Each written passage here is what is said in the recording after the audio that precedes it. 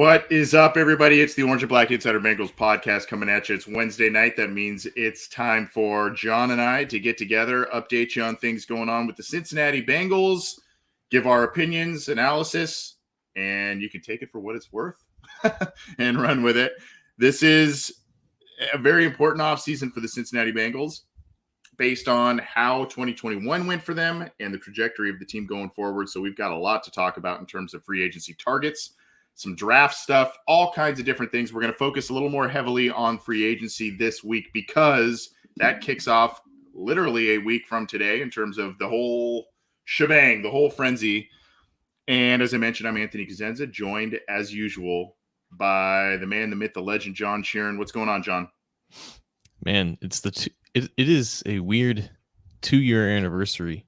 2 years ago, we did a show on just what we thought was like a regular Wednesday night, and Rudy Gobert of the Utah Jazz put his hands on a bunch of microphones, and then the entire world shut down with COVID. Oh my gosh, that's right. Wow. I distinctly remember because we were doing a show, or maybe it was like, I don't know if the Gobert thing happened the night before, but like he was listed out with an illness, and then like I think it was like a Thunder basketball game that got canceled. Yeah. And I remember coming off of the show, like after talking to you, turning on Twitter and seeing the NBA's like in shutdown mode, and everything kind of seemed, at least in the United States, snowballed from there. So it's a very, I cannot believe that was 2 years ago. It's a lifetime ago for me personally. I don't know about you.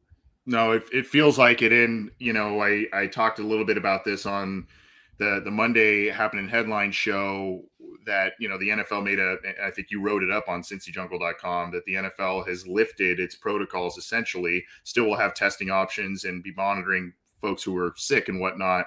But I kind of, as crazy as that situation is that you were talking about and thinking back to that's great because we have a new segment, Remember When, later in this show. But it's to your point, it's now, the NFL making that step on the COVID front does show how things have progressed on that front and trended towards a more positive direction. So that for sure is good news there. But yeah, wow, it's hard to believe that's right. It's basically right around St. Patrick's Day in general when the U.S. kind of shut down a couple of years ago. I remember that because I was set to go on a trip and do some different things, and it was just like all of a sudden it was like nope. So yeah, crazy, but looks like we're starting to kind of get out of this thing, which is good news, and hopefully things keep trending that way. So some big news with the NFL on that front. There's some big news with the Bengals as well. Specifically, we'll talk about a few of the pieces of news, rumors, all that kind of stuff, the validity of those. We've got, as I mentioned, a free agency profile of a player. One of those rumors that the Bengals are connected to, we'll be talking about him, as well as a free agency kickoff. We were going to do like a free agency mock, but we're going to kind of do it a little different. We're going to kind of talk about some different targets, how realistic some of those players may or may not be, what the true spending money is, because John made a very nice PSA infomercial for everybody on his Twitter account today that we want to share with you if you have not seen that. So we will get to all of that in just a second. Just a little bit of housekeeping, of course. This show, along with Orange is the New Black from Mason Zim and Coach Speak and Chalk Talk from the coach, Matt Minnick, are all part of the Cincy Jungle podcast channel. And you can get the audio versions of that channel by subscribing to it on your favorite audio streamer. And we're on iTunes, Stitcher, Spotify, Google Podcasts, iHeartRadio, all the major ones. And if you like the video format of what we do, you can subscribe to our YouTube channel. There is an icon right underneath John, and by that SB Nation Cincy Jungle logo at the bottom corner of your screen. Click that and subscribe. Click the bell to be notified as to when we go live, when new content is available, and leave us a review if you can, whether it's on the audio side or the video side. We always appreciate feedback, and hopefully you like what we're doing. We appreciate your support. We like doing this stuff and getting you your Bengals fix, your NFL fix, however you may listen to us. So we appreciate the support. John, the inevitable happened. The Cincinnati Bengals franchise tagged Jesse Bates. And I titled this kind of on Monday on the headline show. I titled it kind of bittersweet because you kind of knew it was coming. He's going to be around essentially unless some team does something unimaginable and tries to strike a big trade and whatnot for. I mean, Jesse Bates is going to be a Bengal in 22. And so there is at least that to hang on to. It's the long-term uncertainty. It's probably not sitting overly well with him because he wanted a long-term deal and, obviously a bigger deal in general, just to show how the team values him. But Jesse Bates is a Cincinnati Bengal for at least 22 as the team tries to work on a long-term deal through the franchise tag. Inevitable because of the entire process of negotiations having been stalled before the 2021 season. You have to think that after everything that he went through, that's in that season, a season that didn't stand to what he did in 2020. Of course, he ended on a high note in the playoffs and whatnot. And you would think that would revamp some of the momentum that he had going in to the beginning of negotiations, but it just seemed like the Bengals' price never really changed on this, and Jesse Bates is not going to be that player that makes them change their overall contract structures and their principles in regards to that part of the negotiation. So yeah, it just led to them tagging him, and they don't always tag players. Like the last one was AJ Green, but the one before that was Michael Johnson.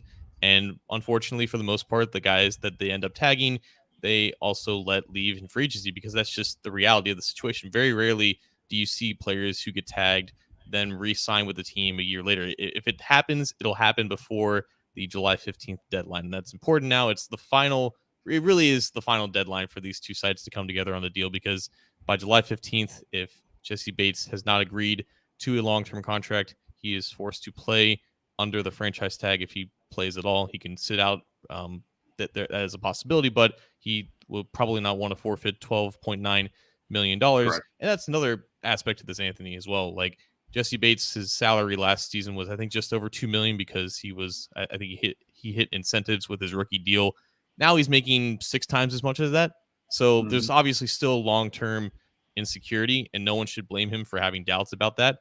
But it is a little bit better in his stance that he is playing for a decent paycheck, and he is still very young. He's still 25 years old, so he's still definitely in the prime of his career to eventually get the bag that he wants. And if he hits free agency next season, there is no doubt, so long that he doesn't get hurt or he doesn't completely fall off a cliff, he will eventually get that bag. Of course, though, getting hurt is the main concern here, and that's why you probably won't see Jesse Bates work out when workouts, just to avoid any of those unnecessary activities in the chance that he suffers some type of an injury. And that's something that unfortunately they're going to have to monitor. But if they weren't going to give him the guarantees that he wanted, this was always going to be the outcome. And now they have 4 months to try to do something about it. Bittersweet because, like you said, a 6-time pay raise, I guess, or 6 times as much as he was making last year, essentially, as a Cincinnati Bengals player. But the bittersweet part of that also is the cap hit is significantly higher for the Bengals this season. And obviously, we had some questions on that headline show. Does that mean they'll still have more money to spend somehow if he's on the franchise tag? No, that does not mean that. The idea was that they would have some sort of longer term deal in place where they could spread out that cap hit aside from the front first year, even if the average annual salary would be higher potentially than what he is making this year. But here's the thing, though, is, again, even though that does potentially prohibit them or take a little bit away cap hit wise for the year to other free agents, the thing with it, though, John, is this is probably already the contingency plan they had in place in terms of cap, in terms of numbers and all of that. They kind of said, worst case scenario, we're gonna franchise tag him. This is going to be the cap hit, and we're going to work our offseason plan around that cap hit. And if we're able to restructure a longer-term deal to spread out that cap hit instead of a 12.9, maybe something a little bit less, great. But if not, we're gonna kind of work within the confines of that tag. So, we kind of had some people asking about that, and what do you think about room based on the franchise tag? It does not provide the Bengals more room. It provides it actually in a lot of ways less.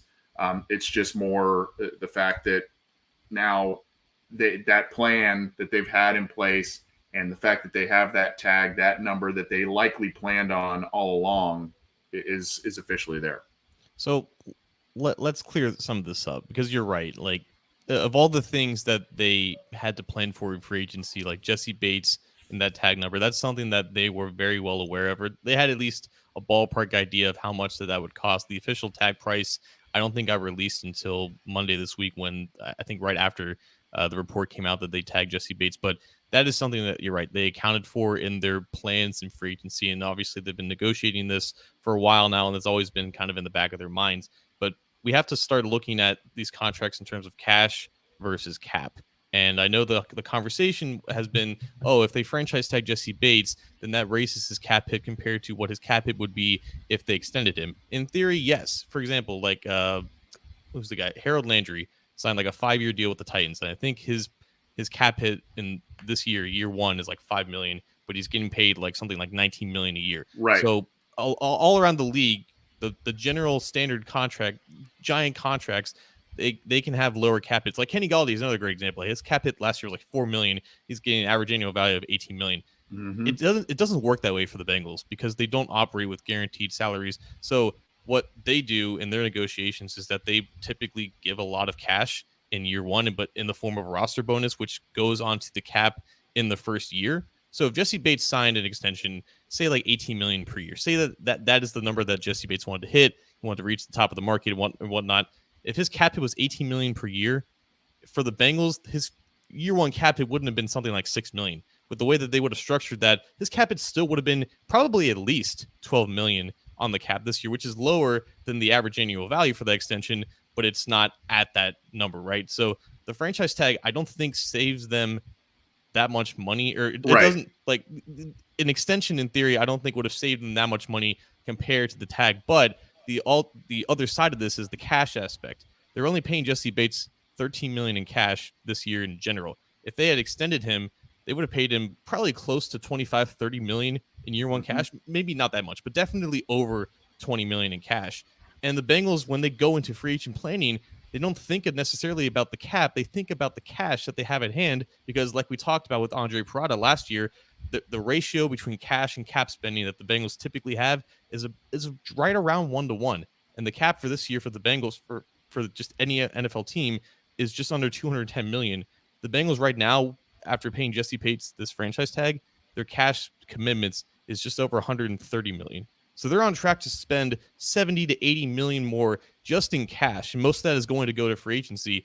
And if they had extended Jesse Bates, their cash commitments right now would be a little bit higher than would be if they just tagged him. So honestly, tagging Jesse Bates gives them more cash flexibility entering free agency. I know it doesn't always look like that, because we think just in cap, but in cash, which is what the Bengals like to think about, they actually have a little bit more flexibility.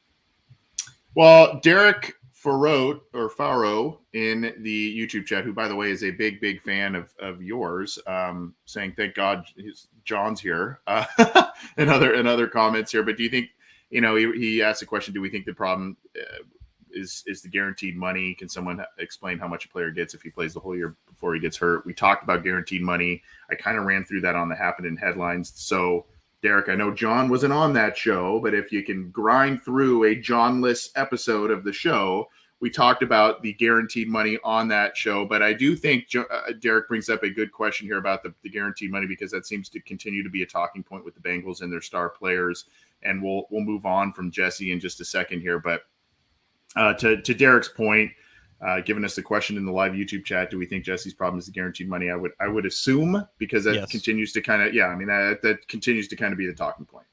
100%. Like, they offered him something in the range of probably like 15, 16 million per year, which is standard for them. That's like the highest extension that they've ever offered anybody.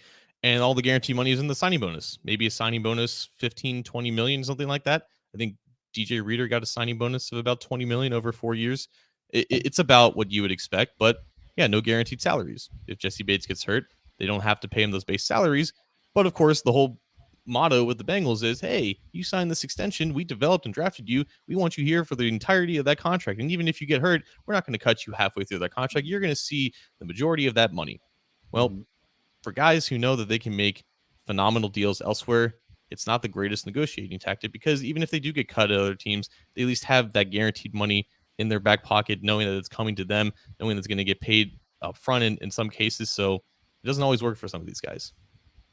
To put a bow on this, there's been a little bit made of a quote by Katie Blackburn in a press release. And the quote is on the article in which I pinned in the live chats for both the Facebook chat and the Cincy Jungle chat. Um, Quote, Jesse has been an outstanding player here for 4 years. Over the past year, we've tried to extend his contract here in Cincinnati, and while that hasn't come to pass, we want him here for 2022 to be part of what we think should be an exciting football season and bright future for our organization.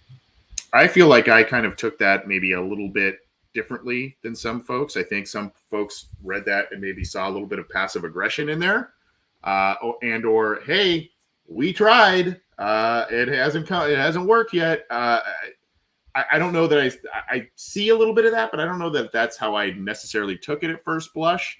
I just kind of feel it's just kind of a blanket statement, and we tried to work out a deal, and it hasn't worked as of yet. The one thing that was not mentioned that I thought was interesting is, there's nothing about, we're going to continue to try and work out a long-term deal for him or anything like that. And maybe they don't want to lay all of that out on the table on a simple press release. But I don't know, how did you take that quote when you read that?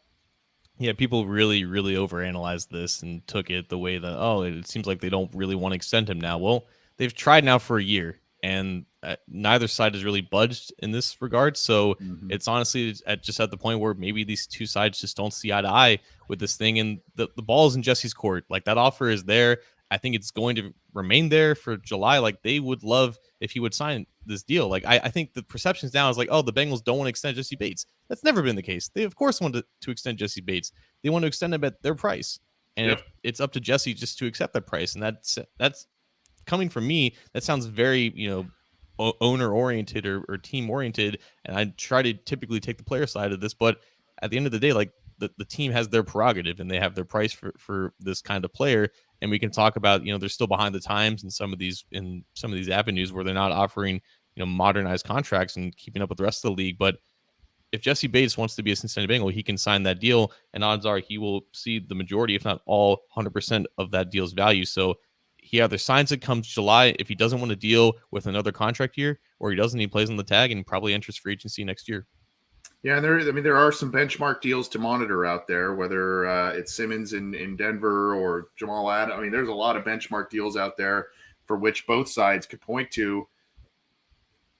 And it just seems like there's a little bit of a stalemate here. And so, we'll see if things change in the coming months. Obviously, they'll continue talking. I would assume that's going to continue on, but we'll see if that the ice melts, so to speak, and Jesse Bates gets inked to a long-term deal. We'll see what happens. The Bengals try and sign a lot of their core players to long-term deals, but that's usually the summer before they hit free agency.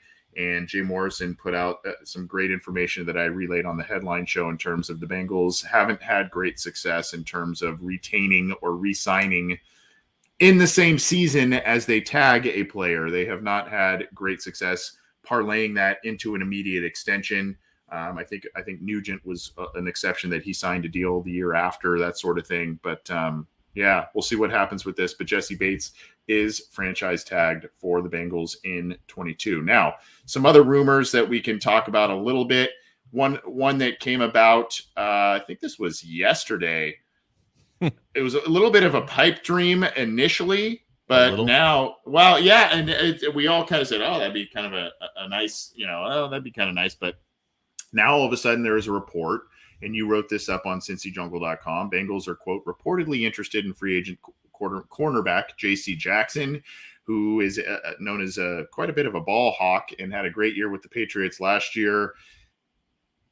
There's since been one of those cryptic Malik Wright tweets out there that have that is kind of maybe sort of debunked this, I guess. I don't know.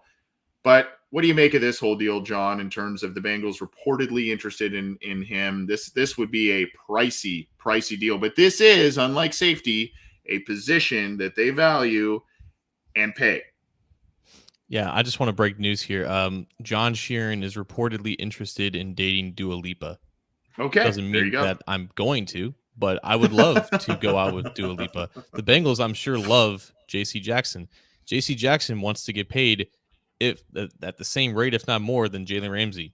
The Cincinnati Bengals are not going to pay a cornerback $100 million with 70 something guaranteed.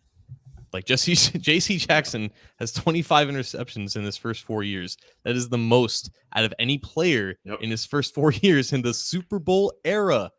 Okay? This guy is going to get paid. He's arguably the best available player on the free agent market, and he is going to command a ton of money. Look at the other names associated with him. The Chargers, the Niners, the Dolphins, all teams that have experience of reeling in like high-priced talent and aren't afraid to throw that money around. I don't know how the Bengals got mixed in here, but this honestly just seems like JC's agent just trying to up his price a little bit, and the Bengals somehow got involved. I don't really know as well who Jordan Schultz is. I believe he's affiliated with the Game Day NFL, but he's mainly, I think, an NBA insider. I don't know what connections he has to JC or his agent, but yeah, this in the nicest way I could say this. I don't know like a good way of saying BS, but yeah, this is BS. I think this might be a leverage move as well. 100%. And it's interesting to me to say, you know, the Dolphins all have legitimate interest in the All Pro. Well, the Dolphins also have Xavier Howard on the roster. So, and that's been, you know, between the relationship between the team and Howard there, that's been all over the place. So, you know, again, it's going to be what's the price tag. I'm sure the Bengals would be like, yeah, that'd be a nice player to get. Pair him with Awuzie, and there's your starting corners, especially when you're going to get presumably Trey Wayne's off the books, maybe Trey Hopkins as well to free up a little bit more space. So maybe, you know, maybe it just, hey, if the price is right, we're interested, but the price is probably not going to be right. And that's probably the reality of it. You know, and I think, John, the only situation I can see this playing out, but I don't really see it playing out this way because of the big jump in the salary cap number this year, is if he kind of did the Darrelle Revis, I'm going to take a lucrative 1-year rental deal with a contender, if he views the Bengals as such, really play well, if he overvalues himself in the market, and I'm going to go play for a contender, really try and win, you know, kind of ring chase, if you will, which is always now really fun to say when you're talking about the Bengals. You know, ring chase, and then, you know, take a 1-year deal and then maybe test free agency again, kind of what Revis did a handful of years ago. Maybe that's a route that works for the Bengals and Jackson, but I still don't see. This is one of those guys that you see get signed immediately on the onset of free agency to some blockbuster deal, I would think. Yeah, like there could be a slim chance that his market, for whatever reason, is not what it is. Maybe teams are just like, you know what, this is a Patriot that's entering the free agent market. We typically know how this goes. They will join a new team. They don't end up being the same player. Then they go back to the Patriots. Maybe that is the case. And maybe his market is not shaping up the way he wants to be. And if that's the case, then yes, maybe the Bengals can get involved on a deal significantly less than what he's after. But there's also this thing about, the Bengals value, they prioritize cornerbacks. They like to pay them. Yes, and still kind of no, I would say. It's just like offensive tackle, right? The Bengals value offensive tackles, but they never paid a top offensive tackle. They never paid an offensive lineman in general over $10 million a year. You look at Trey Waynes, they made him one of the top paid cornerbacks.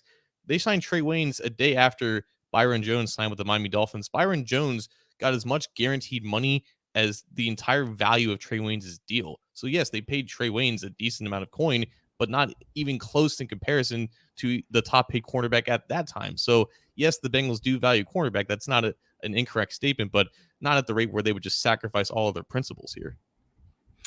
Yeah, I would be very, very surprised to see something like this take place. Again, it would kind of take a creative deal or kind of something off the wall for this to stick. I don't doubt that the Bengals have interest there, or maybe have inquired to see what maybe, you know, what's going on there in some capacity, legally, of course. But I just, that's not something I really foresee being a realistic option for the Bengals. But they will probably chase corners at some point because of the aforementioned Wayne's signing or release, rather, the signing that did not work out a couple of years ago, unfortunately, because of injuries and whatnot. Now, one other rumor that has started to surface, we've heard this name a bunch of times, and it's been kind of one of those, wow, if the Bengals could get this guy, they'd really have a successful offseason. Obviously, the price tag being what it is and everything. And we'll talk about that. This is going to kind of segue into a free agency profile that we're going to talk about, but this is from Andrew Filipponi, who covers the Steelers on Twitter here. And this came out today, this afternoon or evening for some. It was it Jeremy Hathorn? Jeff Hathorn, who also works for a local radio station in Pittsburgh, 93.7 The Fan. Quote, I think you could put the Ryan Jensen rumor to bed. 95% he ends up in Cincinnati. Now, I did look at the @J Hathorn, at least recent tweets and whatnot. There doesn't seem to be a ton of insider information there in terms of, breaking where players are going to land, John. But I don't. But we'll talk about Ryan Jensen's strengths, weaknesses, pros, cons, all that kind of stuff, and a little bit of background as we look at his profile. But on the surface of this rumor, what do you make of that in terms of that 95% chance he ends up in Cincinnati from someone who covers the Steelers? And the Steelers are a team that are reportedly very interested in Jensen as well. Yeah, I'm glad you did some background on him because I wanted to do some too. I wanted to make sure that wasn't the same dude that was clowning Bengals fans for going. I think it was from that same. It could be from the same radio station, but I don't know. What I would assume is that since I would assume connected to the Steelers, he covers the Steelers for that radio. I would assume he has sources inside of the Steelers building. The Steelers have interest in Ryan Jensen. Maybe a source who doesn't want to be named is hearing that Jensen is likely to end up elsewhere. In this case, it is probably going to be Cincinnati. So it's probably going to be between Tampa and the Bengals because the Buccaneers love to retain their own.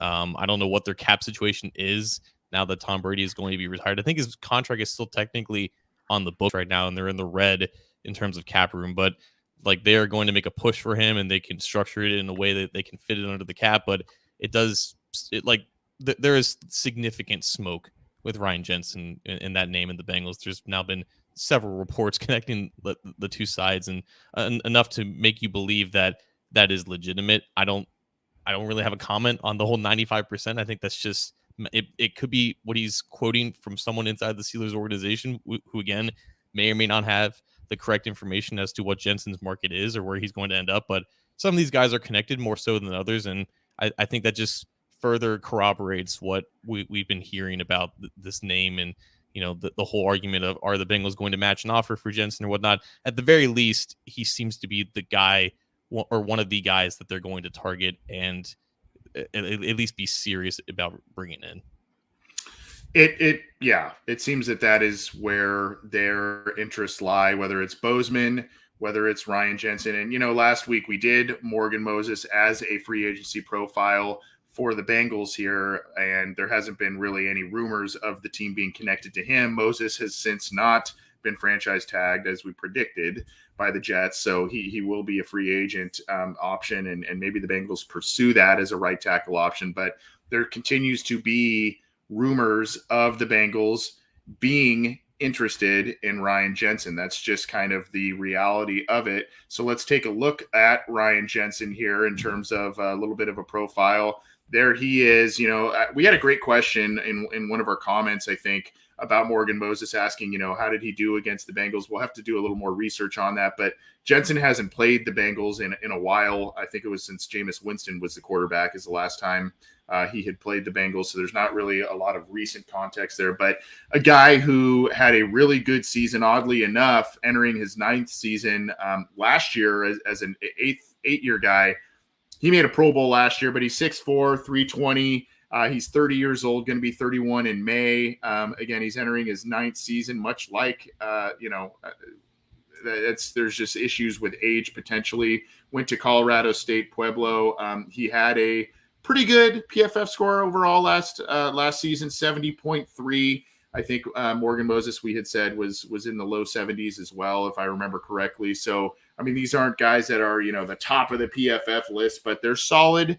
And there's a reason why this guy made a Pro Bowl this last season, was previously with the Ravens. So has, AFC North familiarity. You see there the recent high level of play, the 2021 Pro Bowler. Durability, even though he's getting up there in age, he does have 87 straight starts. Hasn't missed a game since I think it was 2014.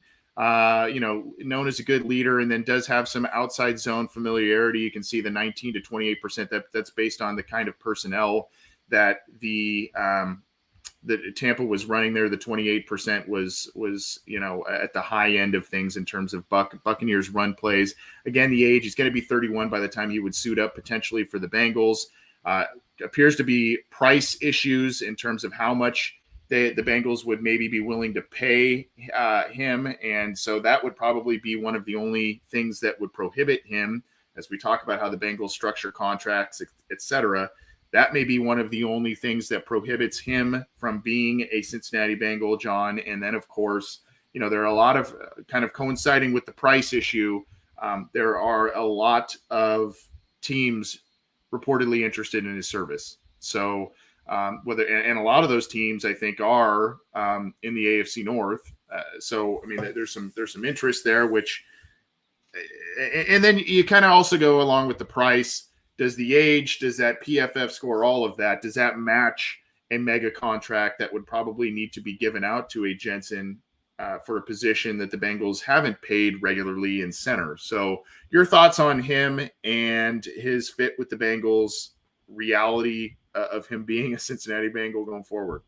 Yeah, I mean, you mentioned it's not just the Steelers and Bengals. I mean, he came into the league with the Ravens, and the Ravens have interest in bringing him back, which kind of tells you that Bradley Bozeman is going to be somewhere else, and maybe the Jets make that payment for him. I believe like the Jets and Jaguars are in on Bozeman, and like we talk all of this about Ryan Jensen, then he just goes back to his former team, the Ravens, because of course I think with Jensen, the PFF scores have been brought up a lot, and he gets knocked for some true pass set scores and whatnot. And sometimes he has some ugly wins here or ugly losses here and there. Maybe it doesn't always look pretty flashy and whatnot, but the general consensus is that the guy is just rock solid consistent, and that's just something that the Bengals haven't had in the interior offensive line in a long time.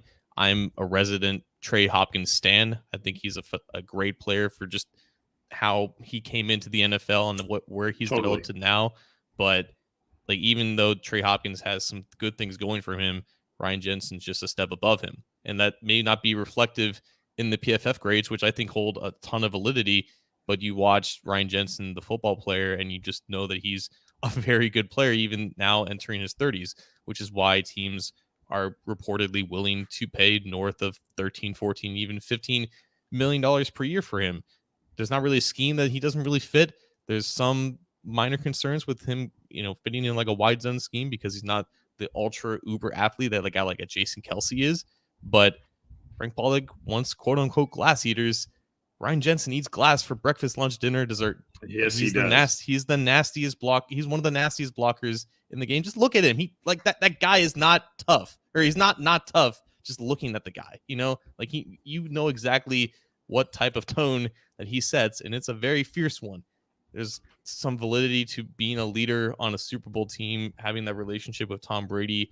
Like the guy is going to come in and he's going to establish or continue whatever culture that the Bengals are building right now. And I think that's probably what makes him their top priority in this free agency period. And there's an argument to be made. Are the Bengals willing to match any price that another team kind of counters for him? That remains to be seen. We don't know what type of bag that Ryan Jensen wants, but if the Bengals are the best team that's going after Ryan Jensen's services, and they've been courting him for a while now, and he has a mutual interest with joining Joe Burrow and the Bengals, there's a possibility that they get him for a little bit cheaper than maybe another team would. And when you talk about what schemes does he fit, and what the Buccaneers like to do over the past couple of seasons with Brady, and what the Bengals are trying to build in Cincinnati, we're not going to send Joe Burrow to the Tom Brady level quite yet, but I mean that he is on a very good career pace, especially making a Super Bowl in his second NFL season. And you see the Buccaneers style where they employ Fournette and other backs that are doing different things in their system.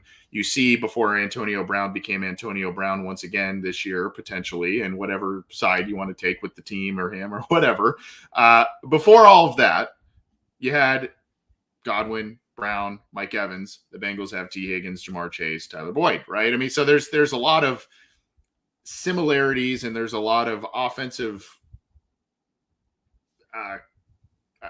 visions that you would say, okay, that would make sense for Jensen here. Again, the age we can talk about how durable he is, and we've seen the Bengals bring in these durable guys, and it has not worked out as such. So, John, I think my main concern, I mean, yeah, the money is a concern, especially because it's not my money that's being spent, but the money is a concern, but it's more the age and are you going to get true life out of that contract? I would assume he's probably going to get as he enters this season, he's going to be 31 years old, maybe a 3-year deal. I would assume that's probably what teams are looking at. You know, are you going to see the value out of that contract? Are you comfortable, even with the 87 straight starts and all of that? Hasn't missed a game since 5-6 years ago. Are you comfortable with a long-term deal to a guy at that age?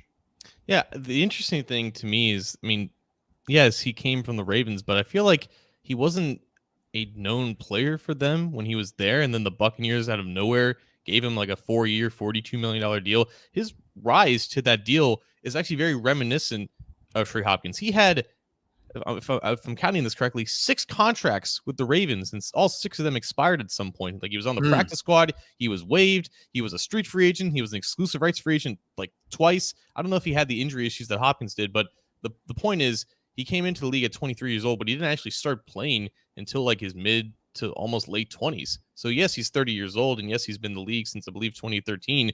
But I don't think he has the necessarily wear and tear on his knees and feet that another player, another offensive lineman at 30 years old does, which is maybe why teams are still willing to extend him for multiple years now at the age of 30. The big question to me is that, are the Bengals willing, are they truly comfortable doing this? Because they've developed habits recently to only give big money to guys in their mid 20s. And Ryan Jensen would be by far the oldest free agent they've signed like a multi-year deal with in quite some time, if not since like Antoine Odom or something like that. So like, at least in the Zach Taylor era, they've gone after guys like DJ Reader, Von Bell, guys who are 26, 27 years old. Ryan Jensen's a little bit on the older side, but I don't like you said, he's been durable, so there's no concerns in terms of injuries with that. But also, I think he's kind of a young 30, if you will, because he doesn't have as much playing history, and obviously the consistency shows for itself.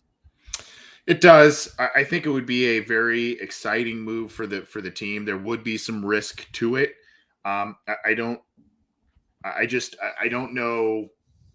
Depending on what the price is, I don't know that you would see the full value of that if you want to gauge it on PFF scores and where those have been, like you said, recently, and or just the age and games you get out of them. But I think this is an upgrade move for the Bengals if they do that. And the one thing you mentioned, it's a great point, that in the last couple of off seasons they are tendering contracts to young free agents. This is a guy who's a bit older.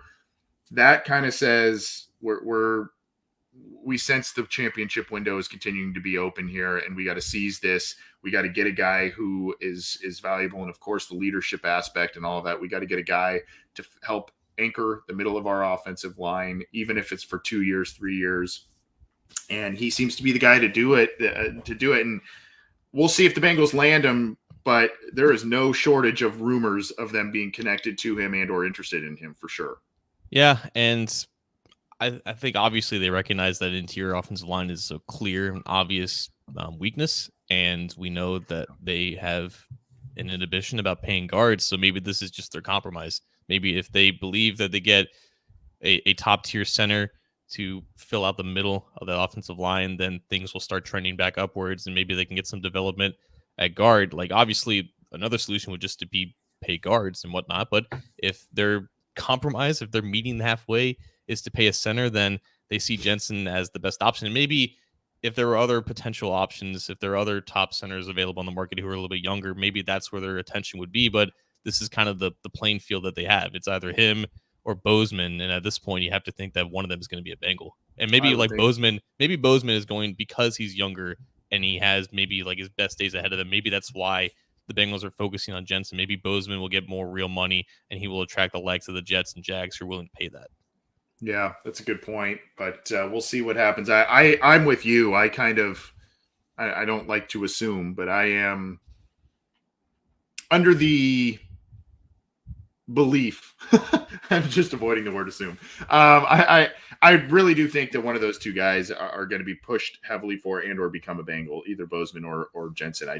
There's a lot of rumors around him. I think the Bengals are really going to commit to fixing that offensive line, and we'll see what happens. But Jensen is one of the guys. Moses, like I said, Moses last week wasn't a guy necessarily that we've heard a lot of rumors about with the Bengals, really any rumors about the Bengals being connected with him, but he could be a viable short-term right tackle option. This is a guy who, in Jensen, is a guy who maybe be a little bit longer-term solution potentially at center, but there are the rumors there, so we wanted to at least talk about him a little bit. Continue on here. You did everybody a great service on Twitter. I think this was this posted today, yesterday, today. It was this morning. This morning. Yeah. I'm going to share this with folks and hopefully they can hear it okay. This is a great, I love the music. For state, I was thinking, for state your case or stat of the week or something, we got to have this music playing in the background for it because this was awesome. But royalty free, by the way, royalty free, so we're good. I love it. So I'm gonna play this. This was from John's Twitter account. Hopefully you can hear this okay. But this is a great PSA. Well, actually, preface it if you would, John, because there's needs to be a little bit of context. There is an article out by Jeff Hobson that is the annual free agency splash of cold water. Well, of course, every single year, Jeff Hobson releases an article right around when the Bengals are having their private press release as to, okay, here's what the salary cap situation looks like. Jeff Hobson gets a number from the Bengals. That's their projected spending number based off of their current cap situation. And he puts that number into this article. People read the article because people read Bengals.com. And every single year, it's the same reaction. Oh my God, this number is so low. The Bengals aren't going to spend anything on the cap. I read this immediately at 10 p.m. last night, and I knew that it would elicit a lot of reactions. And I thought, you know what? We need to say something, but we need to say it in a way that will get people to listen. It will not be in an attacking way. It'll just present the facts, present the information in a calming manner. And this is what I came up with. I love it. Let's play it for the folks here. We'll expand it. We'll go full screen. And here we go. Hi. If you're watching this, you might be freaking out about reading Jeff Hobson's latest article on Bengals.com. In the article, Hobson lays out the Bengals' potential free agency plans, including re-signing C.J. Uzomah, B.J. Hill, and Larry Ogunjobi. Hobson also mentions that the team is looking to upgrade the offensive line in some capacity. He says all of this after writing the following statement, quote, "The only question is how the estimated $20 million available is going to be broken up. As you're well aware of, the Bengals have more than $20 million in salary cap space. The current number is about $35 million. Hobson is intimately aware of how the Cincinnati Bengals operate with the salary cap. He knows that every single year, the team likes to roll over approximately $10 million in salary cap space towards the following year. This gives them a higher cap to work with in future years. He also knows that the team has to allocate some salary cap space in order to pay for their upcoming NFL draft class. The estimated rookie pool for the Bengals draft class is approximately $7.5 million, but the Bengals only need $2.5 million in cap space to pay all of their draft picks. The sum of the estimated rollover amount and the cap space required to sign the rookie draft class is about $12.5 million. Taking away this estimated sum from the Bengals' current salary cap space is likely how Jeff Hobson came up with the $20 million figure that he mentioned in his article. However, later in the article, Hobson mentions that Trey Waynes is all but an inevitable cap casualty, and his release will open up about $11 million in cap space. Trey Hopkins is also a highly speculated cap casualty, and his release will open up about $6 million in cap space. With Waynes and Hopkins likely coming off the books, this will give the Bengals about $50 million in salary cap space. After subtracting the estimated rollover and cap space required to sign draft picks, the Bengals will likely have just under $40 million in salary cap space to work with for their upcoming free agency class. That is significantly more than the $20 million figure that Hobson wrote about. However, Hobson, being a team employee, is not employed to write about speculation. He's employed to write about facts. And the fact is, the Bengals currently have $35 million in cap space. We hope that this has cleared up any confusion and that you have a wonderful day. Goodbye. Oh man, that's just absolute gold. Absolute gold. And you can see why John has like 5 times the amount of Twitter followers than I do, because he puts out awesome stuff like that. But you're right, and quite honestly, we kind of talked about it a little bit before we took the air. Quite honestly, these things that Hobson put out there about like a significantly lower amount of money they would spend as opposed to what seemed to be the cap space available, for a long time he was actually kind of right. And then all of a sudden the Bengals would not spend close to what it seemed they have available. They would they roll over cash and all that kind of stuff, but uh, it's really these last 2 years where you go, and he still has put that out there these past 2 years, 3 years, and that hasn't been the case. The Bengals have spent. Well, it's not only that, but he's been right because, like, if the team didn't have a Trey Waynes or a Trey Hopkins contract to get off the books, $35 million is the space, like after tagging Bates. And that rollover estimate, that rookie cap or allocation that they have, like that still exists. So it would still be about 20 to 25 million to spend, but because they have an extra 17 million coming their way, and that's going to get offset a little bit by a contract for a center, like that would be the number, right? So like the process is the same. It's just that the circumstances have changed in recent years because, newsflash, the Bengals are starting to get some of these bad contracts off the books. So that is a new development that has been taking the case. But also, again, like Hobson doesn't have to write anything that he doesn't have to write about, or that the team doesn't want getting out there. Like he doesn't have to go in and explain the Bengals have about 130 million in cash commitments, and they typically spend just as much cash as whatever that year's salary cap is. So the Bengals are on pace again to spend about 80 million in cash, and that goes well beyond just putting 20 million into the salary cap this year. So again, there's a lot of things that is left out of these Hobson articles because again, he doesn't have to write all of it. He's a team employee. Like there's a way, there's a method to his writing style and everything. You just have to read in between the lines, but everyone wants to take things so literal with some of the stuff, and it seems like some people just don't learn. It's a great PSA, and I think that's a good springboard into. I think you had a list of potential free agents that we could be looking at, and what seems realistic, what doesn't. I think Jensen obviously being part of that conversation just a couple minutes ago. Did you had a list I think from PFF that I did. we were gonna potentially look at, so we can do that. And really, what we're gonna do just as kind of for a few minutes is kind of a free agency kickoff because we started a little bit late here too, but. Um, we're going to kind of look at some of the, this is PFF. Is this the ratings, John? The rankings. This is the rankings. Yeah. Yeah. So, and we can kind of look at some of these from position standpoints and guys that seem realistic, who are not, obviously rumors and whatnot. We were going to kind of do a mock off season and whatnot, but this I think is a little bit more realistic here, or a realistic practice. So we can say, how do we want to do this, John? Do you want to go like scale of 1 to 10, or do you want to say like, hey, we just talked Jensen, so he's right up there. PFF rank is 12, and you do see the the different grades there overall. But what do you make of Jensen as a Bengal? I think I don't know if that 95% number I believe that we threw out earlier, but I think I don't know. I think it's a pretty realistic possibility, and I think that if the Bengals are going to spend big money this year, that's where it's going to go. 100%. I do believe he's their top target at this point. I think just all the logic matched up with the rumors, it just seems like if they're targeting a guy, like he's their first priority. Now that may not mean that they sign him immediately or they come to agreement immediately when legal tampering begins. But I think if they have a plan, he's at the top of that list. And it's just a matter of if he goes elsewhere, where do they pivot?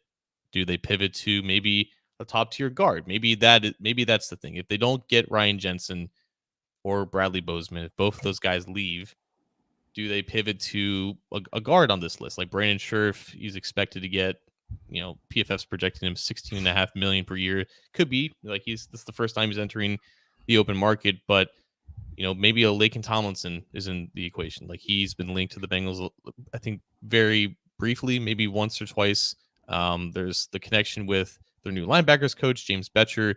He comes from San Francisco, so there is at least a connection there. Laken Tomlinson is also on the same offensive line that Riley Reif was at with the Lions when Brian Callahan was in Detroit, so there's a connection there. But I guess just go real quick, going back to Jensen. I think that he is their top target, and everything kind of follows what happens with him. If they sign him, then maybe they go after maybe a lesser known guard or a more inexpensive guard to complement him. And if they don't sign him, I think then they transition to going out of their comfort zone and looking at a top guard. I agree with you, and I don't think Scherf is in the plans there. You got him kind of in the frame there. I don't. The expensive nature of him, and I would like to think, hey, if you get Jensen, maybe a guy like Tomlinson is still in the, in the realm of possibility. But I'm kind of with you. I think you're looking at a top, potentially if you get a Jensen, that's a top tier signing based on who's available and at that position and whatnot. Then you may have to go, tier 2-ish, tier 3-ish. I guess Tomlinson would be a tier 2 type of player, right? So I don't know that I see a Jensen and a Tomlinson together. I would see a Jensen and a Moses type of player, because that seems to be a more team friendly deal and a guy that can come in and maybe work. And I hate to keep sticking just on Moses. I just feel like there's a fit there, and there's a possibility where there's some flexibility where they can get a guy. But then John, you're looking at Jensen, who's going to be 31, and then Moses, who's on the wrong side of 30 as well. And those are two starters on your offensive line. How viable is that? Whereas a guy like, Tomlinson's at 30 as well. So, there's a lot of moving parts to this. Yeah. There's a reason why not a lot of offensive linemen hit the open market. If you have a great one, you typically put money into him. And, Tomlinson has really revitalized his career in San Francisco. And I think Joe Goodberry mentioned this a couple days ago. Like, there's a question as to, does the scheme kind of hide Tomlinson's potential shortcomings in pass protection, because it's a lot of misdirections, a lot of play action, and maybe his production is a little bit boosted from that. So maybe that in turn affects his market a little bit. I think he's still in line to get a decent payday, but it's just whether or not the Bengals actually make a run for that, considering the position that he plays. Laken Tomlinson, like you said, would be like a tier 2 guard, and I would put this guy down here, Austin Corbett, kind of in that same tier as another guy with similar ability, but 26 years old compared to 30 years old, right? So maybe Austin Corbett's value increases because there's, he's more on the younger side. He comes from a winning program. He's obviously been really productive as a pass protector there for the Rams, and just that scheme in general. Like, I think Corbett, along with Tomlinson, are the two guys that I would think if they go after an expensive guard, I think it's going to be one of these two. Like, there's obviously Taylor can just make a call to Sean McVay to ask him about Corbett and stuff like that. But obviously there's scheme familiarity in that sense. Yep. There's not a crossover. Like, Taylor was not there when Corbett was, because Corbett was drafted in 2018 by the Browns, and he was traded to the Rams the year after Taylor took the job in Cincinnati. So there's not a rock solid connection there. But I think Corbett's age, his position, he's been a career right guard ever since he came into the league. He played a little bit. I think he practiced at center at the Senior Bowl when he came out, but I think he was a guard at Nevada, or maybe he was a tackle. So he's been all over the line, but he's found a spot at guard. That is 100% a spot that the Bengals need to solidify.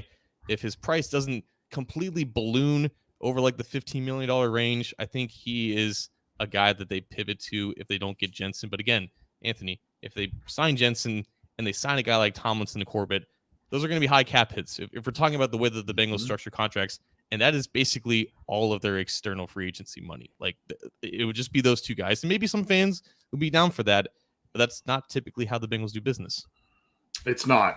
So it would be a very large pivot from how they traditionally do business. But, you look at not the write-up and the grades at Corbett here, obviously the wide zone offensive scheme, that's right in the wheelhouse. And then you look at what I like about him And granted, it comes with increased snaps, but it could go the other way with increased snaps. But you look at 2019, 542 total snaps, a 51.8 grade, and then all of a sudden a huge leap by about 22 points or so in the year after in 2020, a 73.4 PFF grade, and then right around that same grade for their championship season. It still pains me to say that 69.6 PFF grade with increased snaps, 1360, but still right around that 70 mark, which is kind of what you want. And when you see that green shade in terms of PFF and scores, that's a good thing as opposed to that orange or red. So, I like the improvement, and I like to see that improvement in conjunction with the age. That's what I like, and I do think that's he may not be as talented or as established maybe as a Tomlinson or whatnot, but I like the age. I like that he may be a tiny bit more affordable. I do think that there is a situation wherein you maybe, if you do get a Jensen, this would be a guy that you then go to for in terms of affordability and still upgrading your offensive line. So I like that idea. I think it's possible again, though. I think that would be a major pivot from how the Bengals have traditionally approached free agency, outside free agency. Yeah, and the price is going to determine a lot of this, but I think Corbett fits the mold of an ascending player, and the Bengals like to invest in guys who haven't played their best ball yet because you in theory would get them a little bit cheaper, a little bit less than the value that then they turn into, aka Trey Hendrickson and Chidobe Awuzie. So maybe that becomes the case here, but it does sound like Corbett's going to get some type of a decent sized bag. I don't think that's necessarily the case with this next guy, Andrew Norwell. Guy is from Cincinnati. He played high school at Anderson. I believe his family still lives here. There was a weird report from Dave Lapham about his family not necessarily doing too well, but he was drafted by the Panthers. He got a huge bag by the Jaguars. He's been there for, I think, 3 or 4 years now. He played 1 year under his former head coach in Urban Meyer, and now he's looking to get maybe one final contract here. He's the same age as Laken Tomlinson. He's 30, but he's nowhere near the same athlete.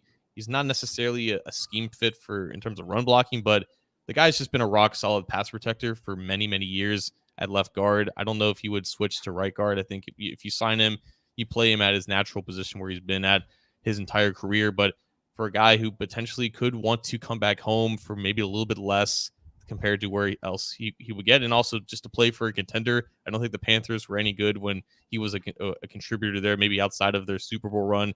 And obviously, I mean, being with the Jags is probably miserable. So going to a contender at 30 years old, looking for your first ring, I think that's also an incentive too. And if the Bengals are just prioritizing guys to just create a stable pocket, figure out run blocking later, just give Burrow some time. I think he's a guy that could take a little bit less than what his projected value here, like $7.5 million. I don't foresee him getting maybe that much, but also, the guard market tends to be a little bit larger than we think it is. Like no one really thought that Kevin Zeiler was going to get as much as he did with the Ravens. So, maybe this is a little bit lower for Andrew Norwell. Yeah, and you mentioned Corbett, potentially an ascending player, but the good news about all these guys, and I guess the plus, which is a bit of an obvious statement, but a plus of these guys being at 30 years old and above for some of these guards is it's not the development issue. It's just these guys are going to come in and play, right? And they're going to play. And when you look at the grades again for Norwell, about 1,000, if not slightly over 1,000 snaps, 1,088 in 2019, 801 in 2020, 1,078 in 21.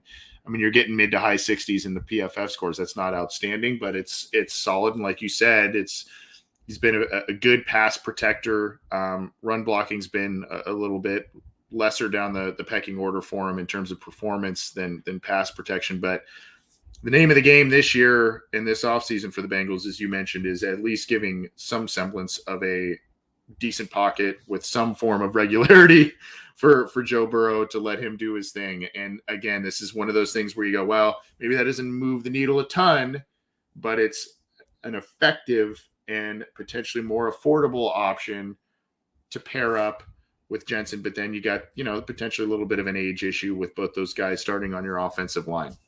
Yeah, and they dealt with this last year too. Like Quinn Spain is 31 this year. Riley Reef is just turned 33. So, I mean, they're not new to the idea of having a elderly offensive lineman, if you will, Mm-hmm. compared to the rest of their team. But yeah, like if you expect them to invest a lot of money, you expect them to be under 30, unless that's just what the market gives them.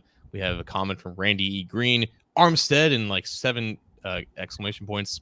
No, it's not going to happen. Let's just clear the air of that. Like, they're not going to pay Terran Armstead the money that he wants, because he's going to get a ton of money. And unfortunately, it's like it's Armstead and it's Moses, and it's not a ton of available tackles. Like, we can sort this only by tackles here.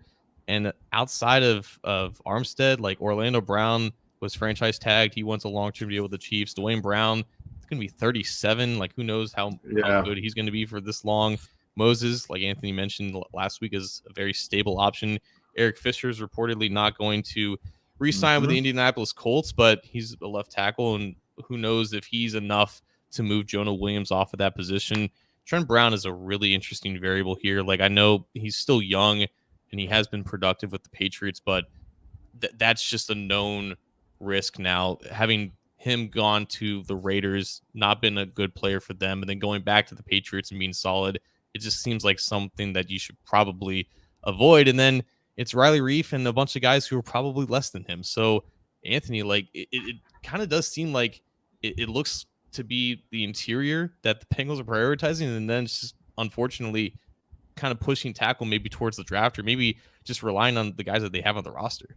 That's what it would seem like. Yeah, either tackle in the draft or again, who knows? You would think, based on preseason and what we saw from these guys in the regular season last year, you would think that they are envisioning guard for Carman and Deontay Smith, but who knows about the development there and what they have in mind for those two guys.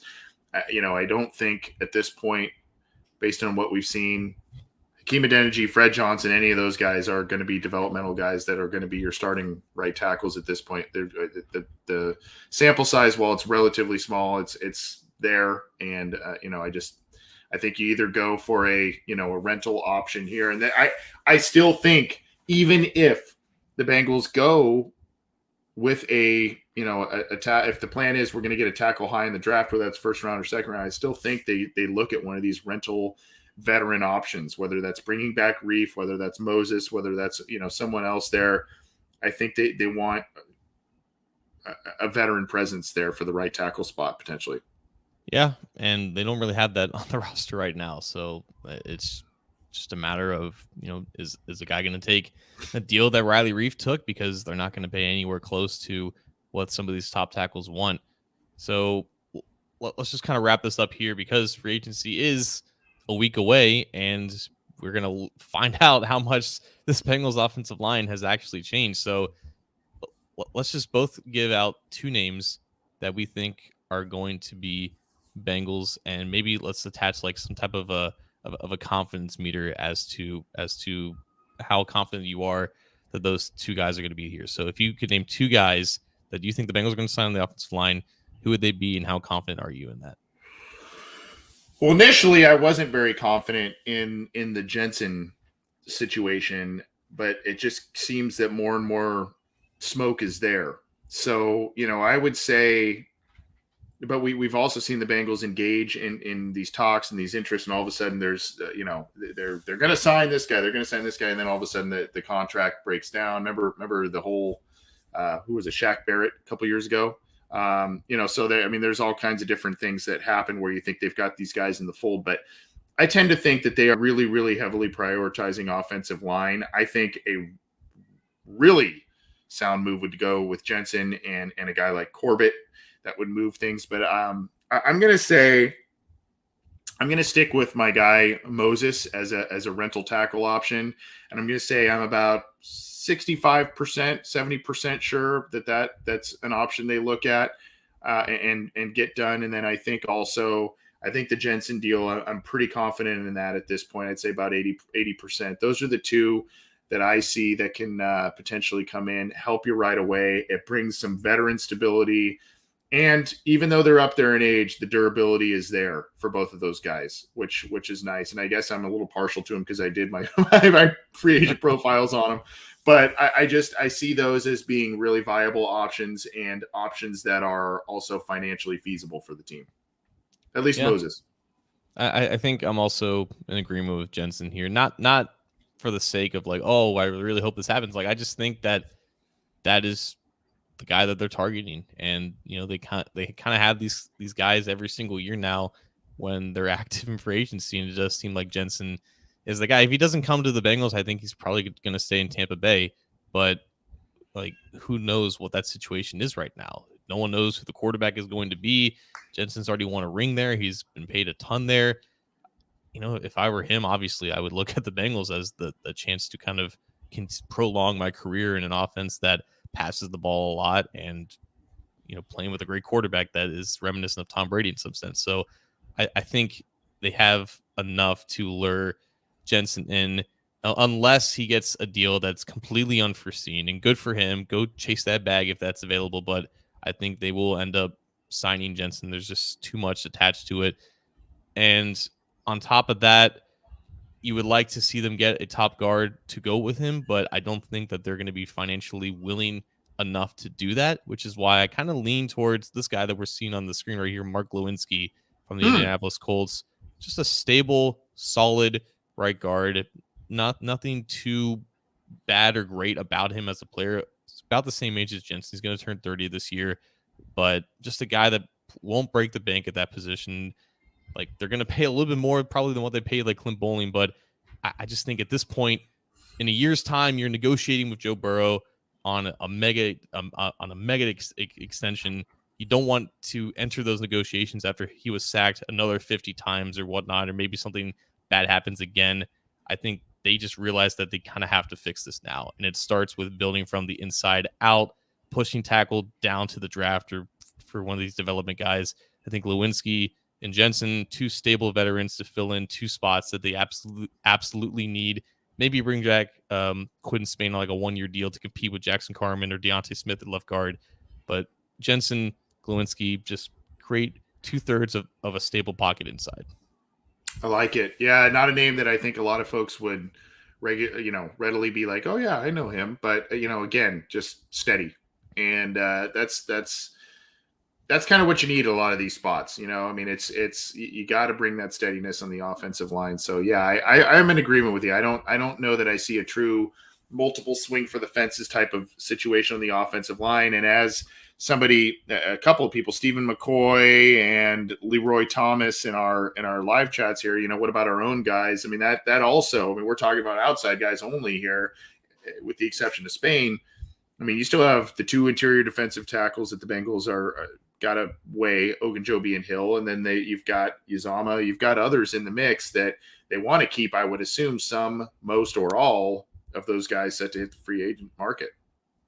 Yeah, I think that you're going to see one of Hill or Ogunjobi retained, but I don't think they're going to have enough to bring back both. I think at least one of them is going to take a deal outside of Cincinnati that's going to be too good to pass up. I don't think that Apple at this point is coming back, and if he does, it'll be because they whiffed on one of their cornerbacks, and he's just going to be available for them in like the second or third week of free agency. But I think there is enough support with Spain in the locker room to bring him back on a 1-year deal. They just need as many bodies as they can on offensive line, and I'm pretty damn confident that Uzomah is coming back at this point. I don't think he's going to get too lucrative of a deal. I know that there's been a lot of tags that have been handed out to tight ends in free agency, and the market's a little bit drier than it used to be, but I just think that Uzomah is the one guy that they can be like, you know what, we love you here, you love being here, just come on back for this deal. Like, I think that gets done.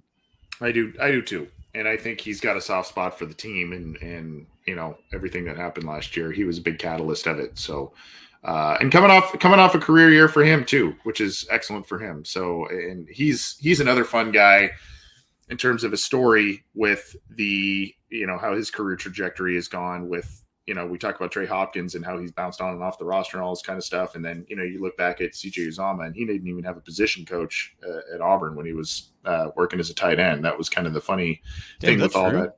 I never knew that. Yeah, that was kind of one of the things that came out when he was drafted by the team, one of those project athlete type of guys.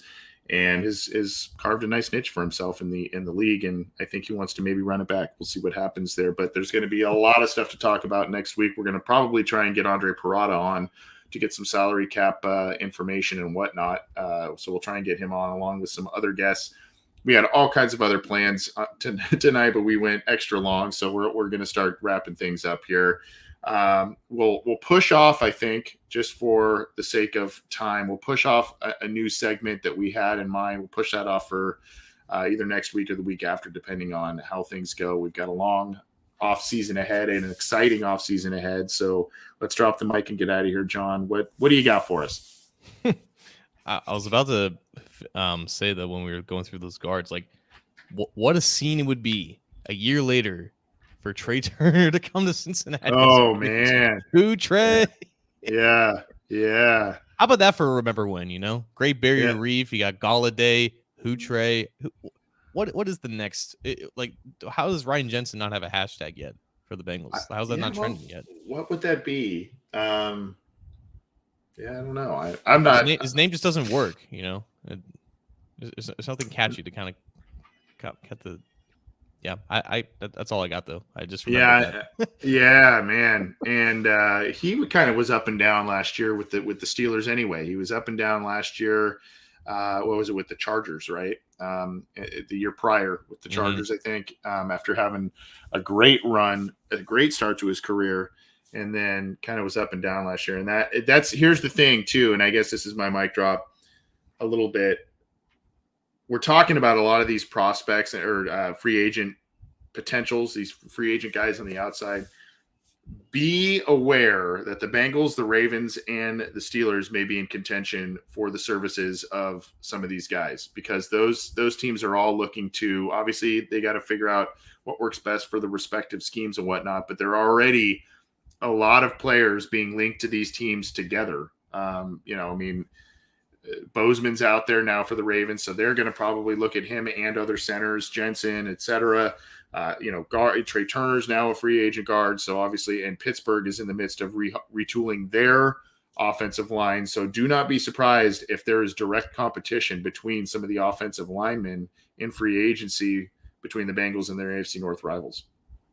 Pretty much. The Steelers now have cap space for the first time in a long time. Now that they don't have the albatross of a contract that Ben Roethlisberger had. Ravens are always going to be retooling. But, even though the Steelers are in unforeseen territory and, the Ravens are getting back, the Bengals have some competition in the division. But, God, it is so good to be talking about this team and not having to cover either of the Seahawks or the Commanders. Yes, man. Wacky week for quarterbacks and everything going on there. Carson Wentz with the Commanders, and Russ to the Broncos. I was on a text thread with some friends, and one guy's a big Seattle Seahawks guy, and his emotions were kind of all over the map with that thing. And then of course you've got some news about a mega extension for Aaron Rodgers. A lot of stuff with the quarterbacks. But yes, I am with you. We don't have to talk about that kind of stuff covering the Bengals. We talk about it from the outside looking in, I guess, and that's always a good thing. I appreciate the compliment here. John and I appreciate the compliment from DD. Great content. I'm enjoying the discussion. Appreciate that. Hopefully you all, most of you, are in agreement, and we appreciate the support again. Get the Cincy Jungle podcast channel on your favorite audio streamer. Subscribe to it. iTunes, Stitcher, Spotify, Google Podcasts, iHeartRadio, all the major ones. Subscribe to our YouTube channel. The link is right below that Cincy Jungle logo in the bottom corner if you're tuning into our YouTube channel. And, of course, keep it to cincyjungle.com for all your news, opinions, analysis, all kinds of free agency breaking news, rumors, all that stuff. We got you covered. John, I'll be talking to you soon. Have a good week, bud. Have a good week, man. All right, take it easy, everybody. We will see you soon.